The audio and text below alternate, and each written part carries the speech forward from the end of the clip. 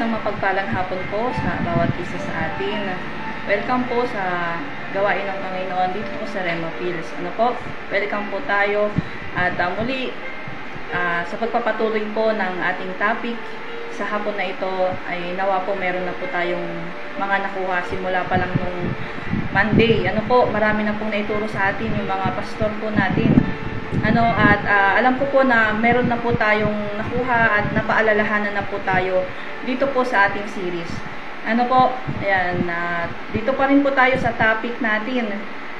5 truths to remember when you need hope. Ulitin ko po yung ating topic. 5 truths to remember when you need hope. Katulad ng tinuro sa atin ng mga pastor po natin, wala simula. Sabi niya, ang source ng hope natin ay walang iba kundi ang Panginoong Hesus. Amen. Dito po sa number 4, sabi niya po, God has granted us everything we need through the true knowledge of Him. Dito po sa 2 Peter chapter 1 verse 3. So basahin po natin. 2 Peter po chapter 1 verse 3. Ipinagkaloob sa atin ng kanyang banal na kapangyarihan ang lahat ng mga bagay na kailangan sa buhay at pagiging makadiyos sa pamamagitan ng pagkakilala sa Kanya na tumawag sa atin sa Kanyang sariling kaluwalhatian at kabutihan. Kapag sinabi pong pag-asa, kapag sinabi po kasi na pag-asa, hope, ito isang damdamin or pakiramdam. Sabihin natin, damdamin.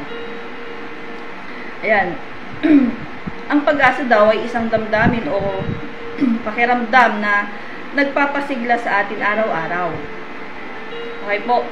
Makikita mo sa mukha pa lang ng ng isang tao kung meron itong pag-asa o wala. Pakitignan nga po yung mga katabi po natin.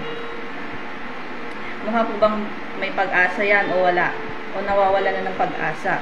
Ayun po, ito isang damdamin o pakiramdam na nagpapasigla sa atin sa araw-araw. Alam natin na sa bawat araw may mga kinakaharap po tayo, may kanya-kanya po tayong kinakaharap sa buhay. At dahilan dito, nawawalan tayo ng pag-asa. Makikita mo sa mukha ng isang tao yung kalungkutan, makikita mo yung kawalan ng pag-asa sa dahilan sa mga problema, nawawalan siya ng ganang buhay.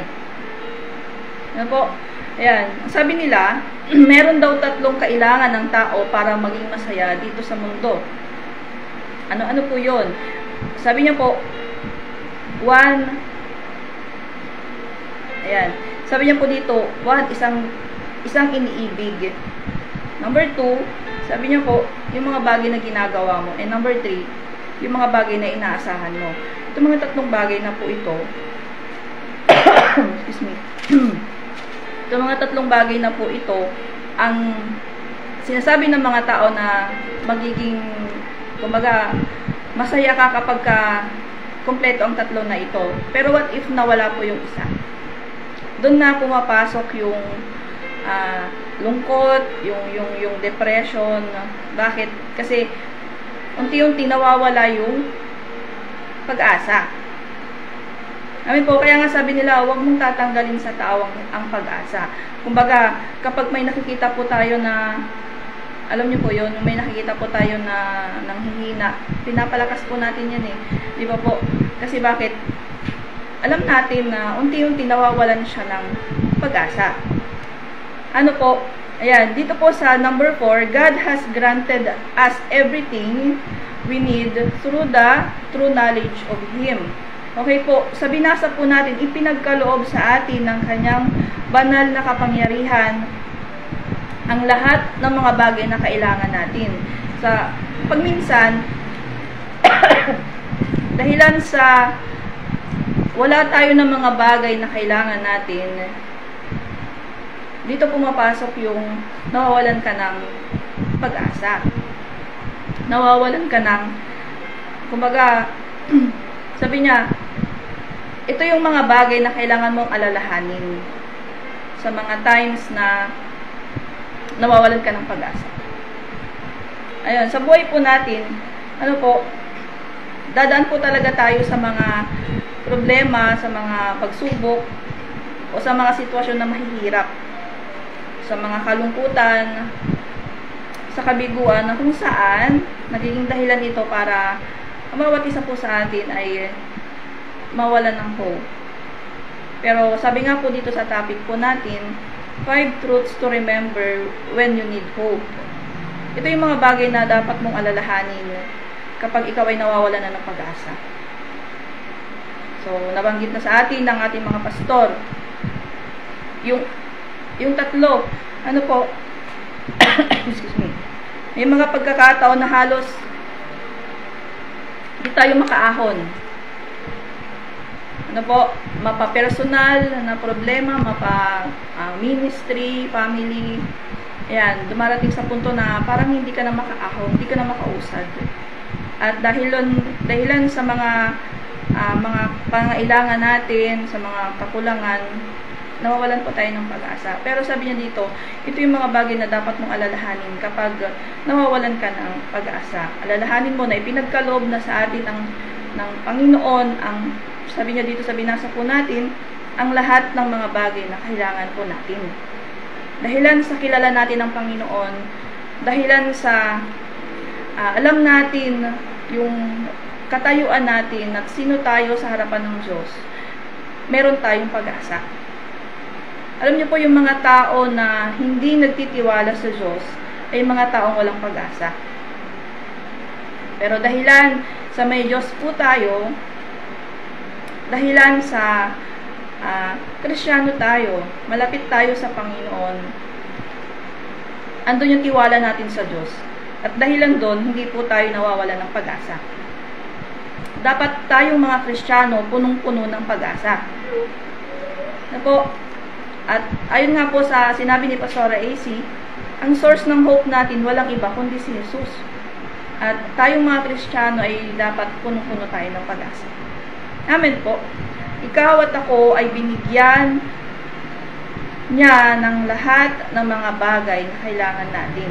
At walang dahilan para malungkot tayo, walang dahilan para tayo ay mawalan ng pag-asa. Bakit? Kasi alam natin yung katayuan natin sa Panginoong Jesus at nagtitiwala tayo sa Panginoon. Amen po. Yung mga taong malungkot, yung mga taong depressed, sila yung mga taong nawawalan ng pag-asa. Ang pag-asa nila, wala sa Diyos. Yung tiwala nila, wala sa Diyos. Kaya nagkakaroon yung mga tao ng anxiety, ng depression, at bumibigay, maging yung isip nila. Bakit? Kasi sa kawalan nila ng pag-asa, sa kawalan nila ng tiwala sa Diyos. Amen po, hindi nila alam itong mga bagay na ito, na kapag dumating ka sa point ng buhay mo na nawawalan ka na ng hope, alalahanin natin yung bagay na ito. Amen po. At kung mababasa po natin at maalala po natin yung kwento ni Abraham,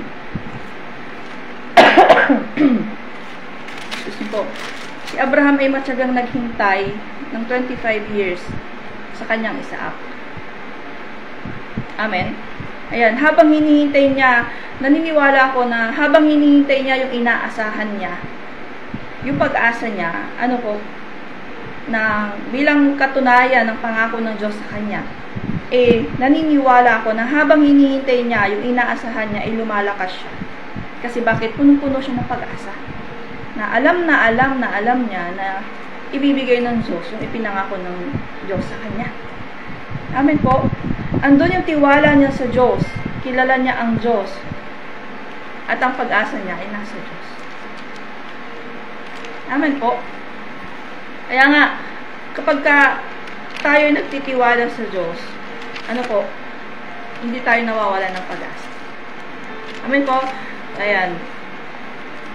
Sino pa? Si Jacob.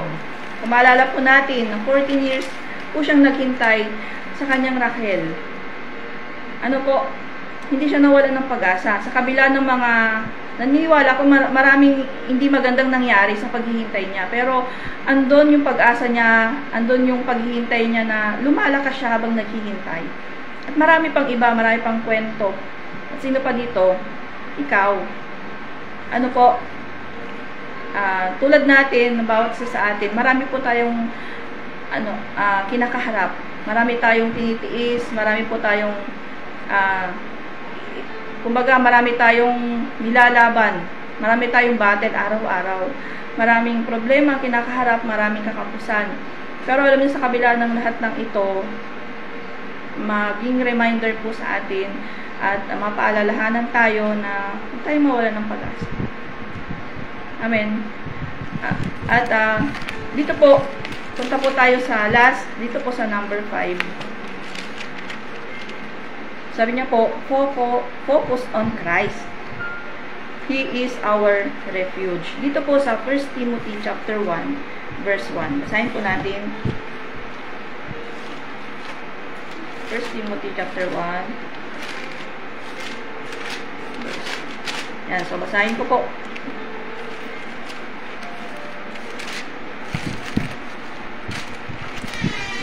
Si Pablo, na apostol ni Kristo Jesus, ayon sa utos ng Diyos na ating tagapagligtas, at ni Kristo Jesus na ating pag-asa. Okay po.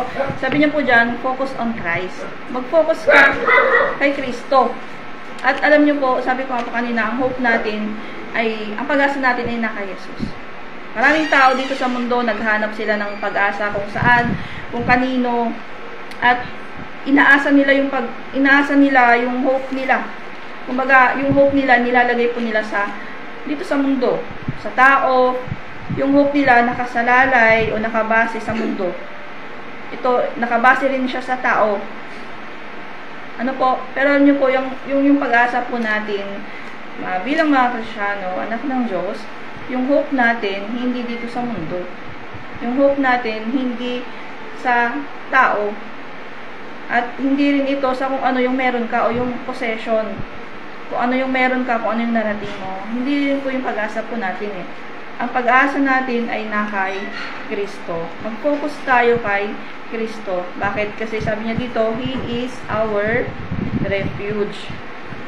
Madalas, halos, tayo ay gusto na nating sumuko. Pero, sabi niya, mag-focus ka kay Kristo, wag sa mundo o sa sitwasyon mo. Amen po. Hindi ka pwede sumandal sa tao. Hindi mo pwedeng iasa sa tao yung buhay mo, yung kinabukasan mo. Bakit? Kasi mabibigo ka lang. Amen po. At kay Kristo, dito natin matatagpuan yung pag-asa na kahit tagal-tagal na natin hinahanap. At hanggang sa ngayon, maraming tao ang naghahanap pa rin ng pag-asa. At dito, matatagpuan natin yung pag-asa kay Kristo. Wala kang pag-asa na makukuha kahit saan o kahit kanino dito sa mundo. Ayan, tanging kay Jesus lang, kaya mag-focus ka sa Kanya. Amen po. At kung kailangan mo ng pag-asa, alalahanin mo ang mga bagay na ito. Minsan, alam niyo po, dahilan po sa ating